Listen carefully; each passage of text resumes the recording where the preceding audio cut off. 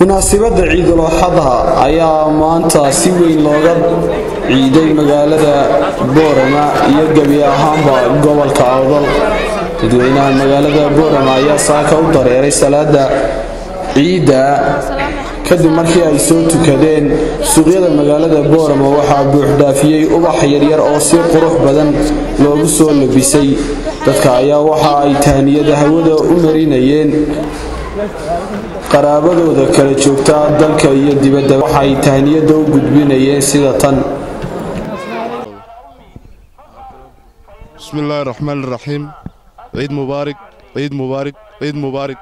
waxaan halkan ka salaamayaa fursadan aan u helay dhammaan dadweynaha muslimiinta ah ee adduunyada ku kala sugan. khaasatan waxaan halkan uga salaamayaa bulshada Soomaaliyeed gaar ahaan dadka ku nool gobolka Awdal. waxaan leeyahay ciidan ciideeda Rabbi subhanahu wa ta'ala barwaaqaha nagu gaarsiiyo caafimaad. waxaan kaloon halkan aad uga salaamayaa waalidiintayda, qaraabadayda iyo dhammaan dadweynaha igaranaya iyo kuwa. ciid mubaarak, ciid mubaarak, ciid mubaarak.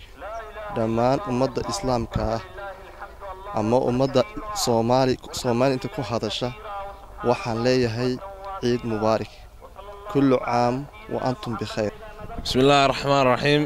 ciid mubaarak, ciid mubaarak. dhammaan xagan waxaan ka salaamayaa waalidiintayda, walaalahay, asxaabteeda inta wajiga ay garanaysa.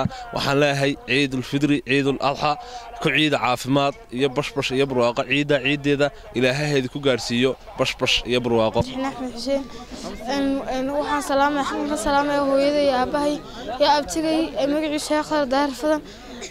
waxa kale salaamayaa ummadda muslimiinta meel kasta ay joogaan. waxaan leeyahay ciid wanaagsan, kullu caam wa antum bikhair. bismillahir rahmanir rahim. waxaan salaamayaa ummadda muslimiinta meel kasta ay joogaan. waxaan leeyahay ciid mubaarak. waxaan leeyahay ciideeda ilaahay nabad qabo nagu gaarsiiyo. waxaan kala salaamayaa hooyaday iyo aabahay. ciid mubaarak, ciid mubaarak, ciid mubaarak. dhammaan dadweynaha ku sugan dunida oo dhan ee muslimiinta waxaan leeyahay ciid mubaarak. waxaan ka leeyahay ciid mubaarak, ciid mubaarak mar saddexaad iyo mar labaadba. waxaan leeyahay ummadda Soomaaliyeed meel kasta ay joogtaba waxaan ka leeyahay haddana ciid mubaarak.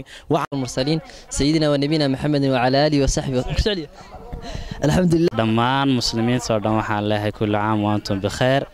dhammaan inta xashka tagteen waxaan leeyahay taqabbal Allahu minna wa minkum. markii xitaa cagan waxaan ka salaamayaa dhammaan ehelkayga, qaraabadeeda, asxaabtayda oon leeyahay kullu caam wa antum bikhair. ciideena ilaahay bashbash iyo barwaaqo idinku gaarsiiyo. assalaamu calaykum waraxmatullaahi wabarakaatu. marka hore waxaan salaamayaa ummadda Soomaaliyeed dhammaan gaar ahaan ummadda gobolka Awdal ku nool iyo Salaliye Gabiley. intaa waxaan leeyahay ciid mubaarak baan leeyahay. waxaan kale ku xigsiinayaa waalidkayga, hooyaday Saado Xuseen Jibriil, walaalahay dhammaan. waxaan kale salaamayaa walaashay Kawsar Daahir Qalne iyo odagayga Maxamed Ibraahim Bile iyo dhammaan carruurta. qadar maxamed xidigta news magaalada Boorama. asxaab